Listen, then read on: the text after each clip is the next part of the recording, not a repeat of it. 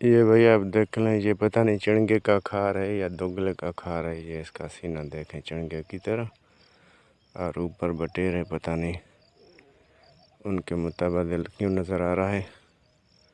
शायद उसका कोई शाख है इसमें, कोई नस्ल का।